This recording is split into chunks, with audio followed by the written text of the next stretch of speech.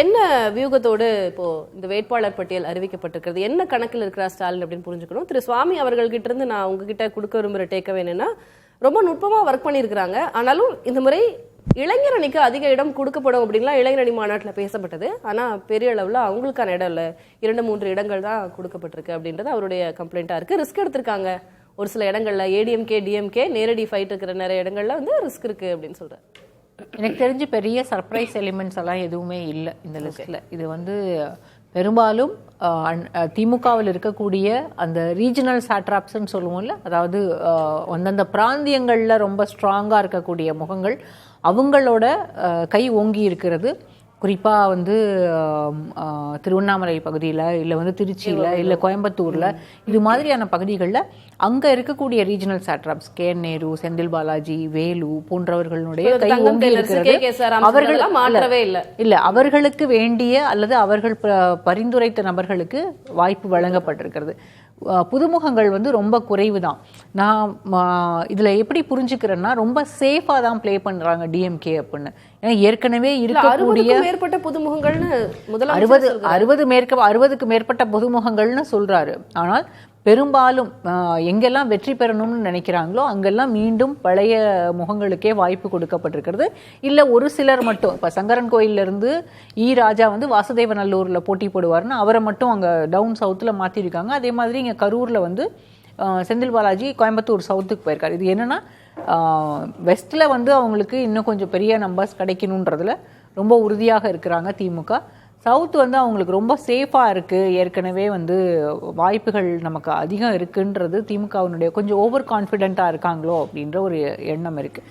இன்னும் திருச்சியில் வந்து ஸ்ரீரங்கம் தொகுதியில் பழனியாண்டிக்கு வாய்ப்பு வழங்கப்படலை, கான்ட்ரவர்சி இருந்ததுனால. அதே மாதிரி துறையூரை வந்து கூட்டணிக்கு கொடுத்துட்றாங்க. இது வந்து லால்குடி தொகுதியே அவருக்கு சவுந்தரபாண்டியன் ஏற்கனவே நேருவோடு அவருக்கு 2 பேரும் எதிரெதிராக தான் நின்றுட்டு இருந்தாங்க.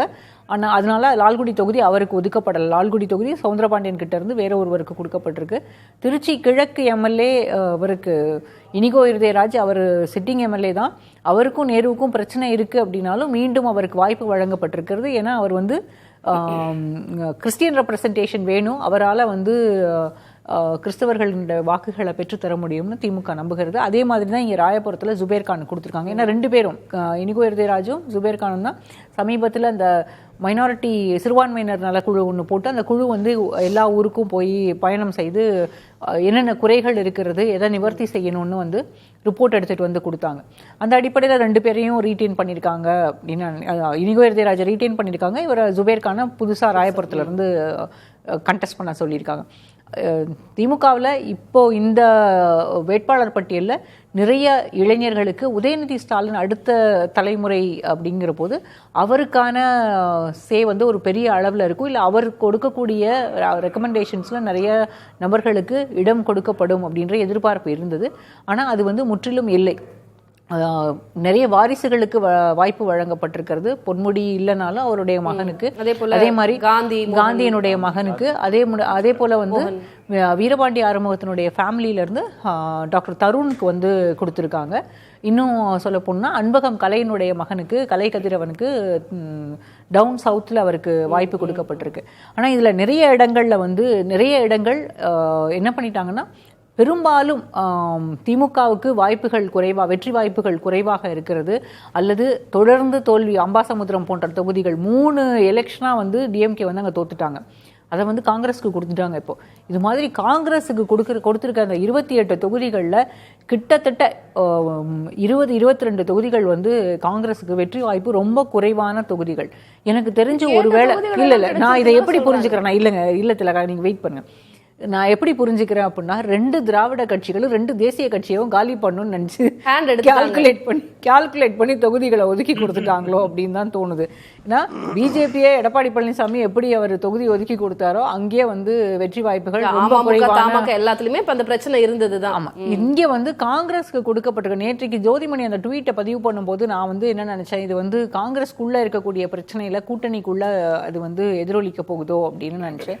ஆனா இன்னைக்கு இந்த தொகுதிகள் ஒதுக்கப்பட்ட பிறகுதான் அதுல என்ன புரியுதுன்னா, காங்கிரஸுக்கு வெற்றி வாய்ப்பு பெரும்பாலும் எல்லா தொகுதிகளிலையும் வெற்றி வாய்ப்பு குறைவு. சிங்காநல்லூர்ல அவங்க எப்படி ஜெயிக்க முடியும்னு எனக்கு தெரியல. கவுண்டம்பாளையத்துல அவங்களுக்கு கேண்டிடேட் இருக்காங்களான்னு எனக்கு தெரியல.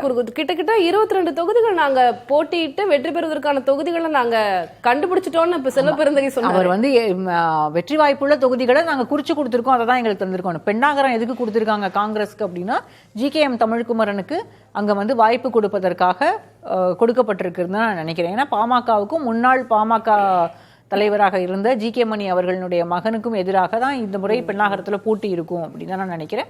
அதுக்காக தான் பெண்ணாகரம் காங்கிரஸ்க்கு கொடுக்கப்பட்டிருக்கிறது. அதே போல ஸ்ரீபெரும்புதூர் அவங்க சிட்டிங் MLA தொகுதி, அதனால அதை கொடுத்திருக்காங்க. இது மாதிரி ஒரு சில தொகுதிகள் மட்டும் தான். நான் காங்கிரஸ் முற்றிலுமாக தோத்து போயிடும்லாம் சொல்ல, ஒரு சில தொகுதிகளில் மட்டும் தான் வெற்றி வாய்ப்பு. எனக்கு இதுல ஒரே ஒரு டவுட் இருக்கு. இப்போ அதிமுக வந்து திமுக சிட்டிங் மினிஸ்டர்ஸ் இருக்கிற நிறைய தொகுதிகளை வந்து அவங்களுடைய அலையன்ஸ் பார்ட்னர்ஸ்க்கு கொடுத்துட்டாங்க. ஆனா திமுக நேரடியா திமுக இறக்குறாங்களா அதிமுகவுக்கு எதிரா அவங்க சிட்டிங் MLA-வா இருந்தா கூட, இப்ப எடப்பாடி மாதிரி தொகுதியில கூட அவங்க திமுக நேரடியா களம் காண வைக்கிறாங்களா? அது வந்து சரி. எப்போதுமே திமுக அதை தான் செய்திருக்கிறது ஆரம்பத்திலிருந்தே. போன தேர்தலில் கூட ஸ்டாலின் என்ன சொன்னாரு, நம்ம வந்து திமுக அதிமுக சிட்டிங் மினிஸ்டர்ஸ் இருக்கக்கூடிய தொகுதிகளில் திமுக தான் போட்டி போடணும், இது நாங்கள் கூட்டணிக்கு கொடுத்தா வெற்றி வாய்ப்புகள் ரொம்ப குறைவா இருக்கும், அந்த டஃப்பான ஃபைட் எல்லாம் நாங்கள் எடுத்துக்கிறோம் அப்படின்னு. இந்த முறையும் நிறைய தொகுதிகளில் பெரும்பாலும் கிட்டத்தட்ட 100 110 தொகுதிகளில் நேரடியாக அதிமுகவுக்கும் திமுகவுக்கும் இடையே தான் போட்டி இருக்கும். ஆனா திமுகவை பொறுத்த வரைக்கும் இந்த முறை காங்கிரஸுக்கு அவங்க ஒதுக்கி கொடுத்திருக்கக்கூடிய தொகுதிகளில் நிறைய தொகுதிகளில் காங்கிரஸால வெற்றி பெற முடியாது. நீங்க வந்து சிங்காநல்லூர்ல அவங்களுக்கு யார் கேண்டிடேட் முதல்ல சொல்லுங்க. காங்கிரஸுக்கு மயூரா ஜெயக்குமாரை போடுவாங்களா? போன வாட்டி கோயம்புத்தூர் சவுத்துலயே அவர் வந்து ஹிலாஸ்ட். இப்போ வந்து சிங்காநல்லூர்ல யார் அவங்களுக்கு கேண்டிடேட்? கவுண்டம்பாளையம் ரொம்ப பெரிய தொகுதிங்க. கவுண்டம்பாளையத்துல காங்கிரஸால எப்படி ஒர்க் பண்ண முடியும்?